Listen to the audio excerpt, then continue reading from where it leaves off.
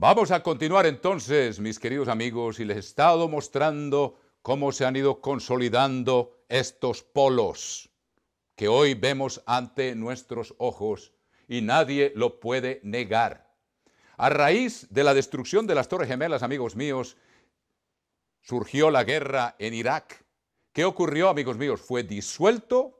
Toda nación dividida no puede subsistir. Es un principio que enunció Jesucristo y que claramente se cumple ante nuestros ojos. El poder consolidado de Irak bajo Saddam Hussein ha sido destruido. Se han formado tres grupos que no pueden mezclarse sino a raíz de la fuerza, y ahora, procurando hacerlo en forma democrática, se ha desatado una guerra civil entre sunitas y chiitas, como ustedes bien lo saben, amigos míos, y también se perfila otro grupo que ha siempre buscado tener su propia patria, los kurdos, en el norte de Irak. Entonces vemos un país que antes tenía gran poder en el Medio Oriente, ha sido disuelto ese poder. Cuando se crea un vacío de poder, amigos míos, la ley de la naturaleza exige que se llene ese vacío. Y ahora vemos el país de Irán tratando de llenar el vacío de poder que dejó Irak. Sin embargo, según lo anuncia aquí la profecía, donde se va a concentrar ese poder va a ser en Egipto, con toda probabilidad, mis queridos amigos. Entonces vamos a ver aquí la confrontación final. Una vez que se consolide la séptima restauración del Imperio Romano en Europa y se solidifique Europa bajo un solo gobierno y un solo líder político y un líder religioso. Hay mucho que decir al respecto, lo cual no tenemos tiempo ahora, pero hoy le estoy dando de antemano el cuadro que se va a perfilar ante los ojos de ustedes, mis queridos amigos. Y luego en Egipto se va a concentrar, como ocurrió, les dije, en la quinta y en la séptima cruzada, el poderío musulmán. Egipto tiene actualmente la mayor población del Medio Oriente y el mejor armamento. El ejército más bien entrenado, mis queridos amigos, está en Egipto. Una vez más, se repite la historia. Entonces, vamos a ver aquí descrita en la palabra de Dios las escenas finales de esta confrontación que dentro de poco tiempo ocurrirán ante nuestros propios ojos y fue predicha aquí, mis queridos amigos, de manera asombrosa. En el capítulo 11 y versículo 40 de las profecías de Daniel, capítulo 11 y versículo 40, vemos la descripción del choque final de la civilización cristiana con el Islam. Luego veremos cuál es el siguiente choque. Ahora vamos a ver capítulo 11, versículo 40. Pero al cabo del tiempo, o sea, al finalizar esta era en la que vivimos, que está tocando a su fin, cuando se lleve a cabo la séptima restauración de Roma, ese es el cabo. El número 7 en la Biblia significa algo que es completo, mis queridos amigos. 7 restauraciones, van 6 de Roma, falta la última. Cuando la última se perfile en la escena del mundo, será el cabo del tiempo. Lo vamos a ver, como les dije, si no me lo creen, esperen y verán cuando esto ocurra. Dice aquí, al cabo del tiempo, Daniel 11:40, véanlo ustedes mismos con sus propios ojos.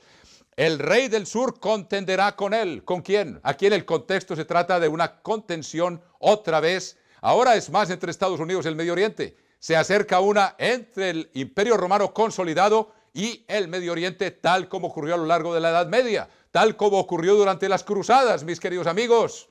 Vamos a ver una vez más esto en nuestra época, les estoy hablando en lenguaje bastante claro. Al cabo del tiempo, el rey del sur contenderá con él. Tal vez un embargo petrolero. Europa depende mucho del petróleo del Medio Oriente. Tal vez un ataque terrorista como ocurrió con las Torres Gemelas. No lo sé, esos detalles yo no los puedo predecir, pero sí sabemos que va a haber una contención. Eso es lo que nos dice esta palabra. Va a haber una contención entre ese liderazgo en el sur, concentrado con toda probabilidad en Egipto, contra el Imperio Romano restaurado en Europa, mis queridos amigos. Al cabo del tiempo, el rey del sur contenderá con él, y no es la primera vez. Ya se los dije, durante los Seleucidas y los Ptolomeos ocurrió una y otra vez, norte y sur. Luego, el norte se convirtió en Roma, y hubo una gran confrontación entre Antonio, que llegó a ser César Augusto, con Marco Antonio y Cleopatra. O sea, esto no es cuestión de que no haya ocurrido. Es una repetición de la historia, mis queridos amigos. Entonces dice aquí que el rey del sur contenderá con él y el rey del norte se levantará contra él como una tempestad. Este lenguaje bíblico es bastante elocuente, mis queridos amigos. Cuando usted oye la fuerza aérea volando por los aires, los aviones supersónicos, los bombarderos, suena como una tempestad, mis queridos amigos. Estamos viendo que es con fuerza aérea. En los días en que Daniel escribió, pues no había fuerza aérea, pero esta es la forma de la Biblia expresar de manera que podamos entender.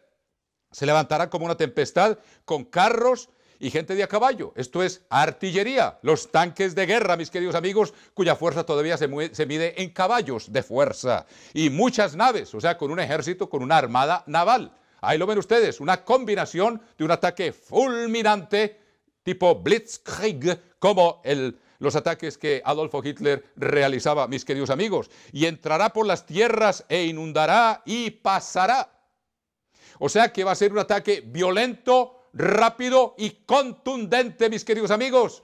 Y vamos a entender que el país de Alemania se encontrará en el centro mismo de este poderío militar europeo de la última restauración del Imperio Romano, Sacro Imperio Romano Germánico. Amigos míos, es asombroso ver uno cumplirse la profecía ante nuestros ojos o mirar cómo se preparan las cosas para la escena final.